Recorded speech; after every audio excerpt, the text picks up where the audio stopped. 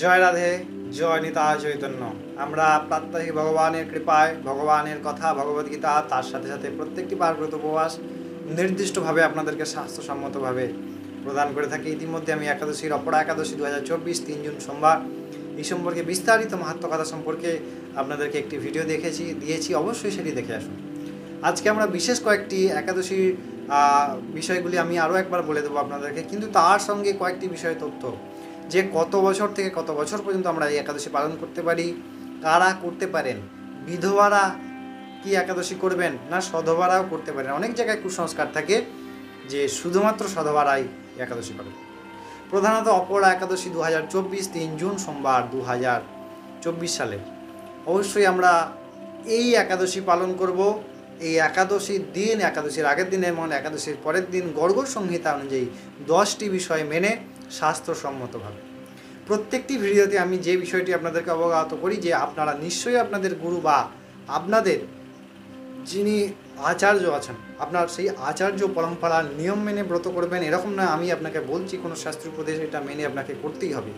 অবশ্যই গুরু সাক্ষাৎ পরব্রহ্ম তস্মৈ শ্রী ব্রহ্ম, সেই গুরুই পরব্রহ্মস্বরূপ সমস্ত জগতে ব্যাপ্ত এবং সেই গুরু তত্ত্বই প্রধান। তো অবশ্যই আপনি প্রথম এবং অদ্বিতীয়ভাবে আচার্যের কথা শুনে এই পালন করবেন। চলুন আমরা পালন করব এবং আমরা আপনাদেরকে ডিসপ্লেতে পরের দিনের একাদশীর পালনের সময়টি দিয়ে দিই। 3 জুন সোমবার 2024 সালের 3 জুন সোমবার এই অপরা একাদশী এবং এর পরের দিন অর্থাৎ 4 জুন মঙ্গলবার ইহার পরায়ণ ভারতের পশ্চিমবঙ্গে সকাল 4:52 থেকে 9:17 পর্যন্ত এবং এই পরায়ণ বাংলাদেশে 5:16 থেকে 9:34 পর্যন্ত। আশা করি পরের দিনের পরায়ণ করেছেন। এইবার গর্গ সংহিতা অনুযায়ী যে প্রধান 10টি বিষয় অর্থাৎ মদ, মাংস, নেশাজাতীয় দ্রব্য গ্রহণ, স্ত্রী সঙ্গ, কাঁসার পাত্রে ভব গ্রহণ এবং দ্রুত ক্রিয়া ইত্যাদি অসৎ যত কাজ সমস্ত কিছু পরিত্যাজ্য, এই প্রকার 10টি এর আগেও আমি একটি বিশেষ ভিডিওতে আপনাদেরকে প্রদান করেছি এবং আগের যে অপরা একাদশীর যে প্রধান ভিডিওটি তার মধ্যে আমি বিস্তারিত আলোচনা করেছি, অবশ্যই সেটি একবার দেখে নেবেন। এই বিষয়ে এই 10টি মেনে স্বাস্থ্যসম্মতভাবে একাদশীর আগের দিন, একাদশীর দিন এবং একাদশীর পরের দিন অবশ্যই দিনে একবার ভোজন করে আপনারা পালন করবেন। এবার প্রশ্নে আসি যে এই যে একাদশী আমরা করি, এই একাদশী কারা করবেন? অবশ্যই আপনারা প্রধানত যে বিষয়টি আছে সেটা 8 থেকে 80 বছর পর্যন্ত একাদশী করা কর্তব্য। কেন তার আগে নয়, বা তার আগে কি করা যাবে না, তারপরে করা যাবে না এমন নয়, নিশ্চয়ই তার আগে করা যাবে, তারপরে করা যাবে। প্রধান হচ্ছে ভগবানের যে ব্রত, বিনা জ্ঞানে করা না করা দুটোই এক, এরকম কোনো হয় না। কারণ এমনিতেই যমরাজের বিধান আছে যে 12 বছর পর্যন্ত কোনো অপরাধ গ্রাহ্য করা হয় না। 8 বছর থেকে কেন না, 8 বছরের বিকারটা সম্পূর্ণভাবে প্রাপ্ত হয়। সেই কারণে ওই সময় থেকে যদি আমরা পালন করি তাহলে আমাদের সংস্কারটা পরিবর্তন হবে, আমাদের সংস্কারটা সঠিক হবে। এই জন্যেই একটি বিশেষ শাস্ত্রীয় টাইম লিমিট, আপনারা তার আগেও করতে পারেন, আপনারা আবার তারপরেও করতে পারেন। প্রধানত যে বিষয়টি আছে যে আমাদের একটি কুসংস্কার যে শুধুমাত্র বিধবা নারীরাই একাদশী করবেন এমন নয়।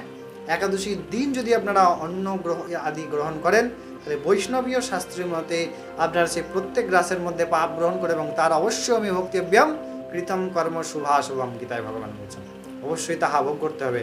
তাই এই বিষয়ে অত্যন্ত সচেতন থেকে, এই বিষয়ে অত্যন্ত দৃঢ়তার সঙ্গে থেকে আমরা একাদশী পালন করি।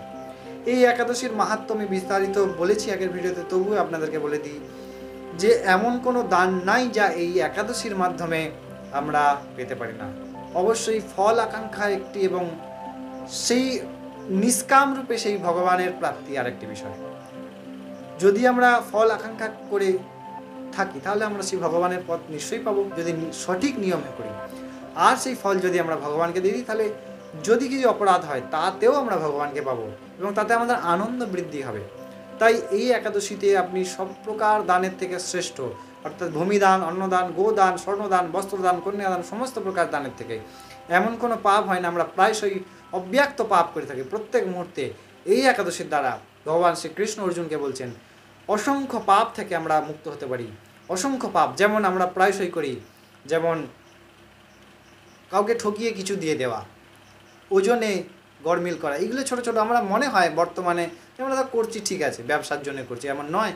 সব ভগবান দেখেন, সব ভগবান সাক্ষাৎ করেন আপনাকে অবশ্যই ভোগ করতে হবে। তবে এই প্রকার কর্ম যদি হয়ে গেছে, এর থেকেও মহাপুণ্য প্রদান করতে পারেন ভগবানের।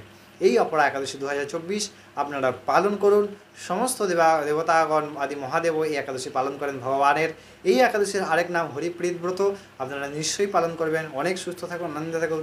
পুরো ভিডিওটি একাদশীর দেখে আসুন, সেখানে সম্পূর্ণ মাহাত্ম্য এবং বিস্তারিত তথ্য আপনাদের জন্য দেওয়া আছে।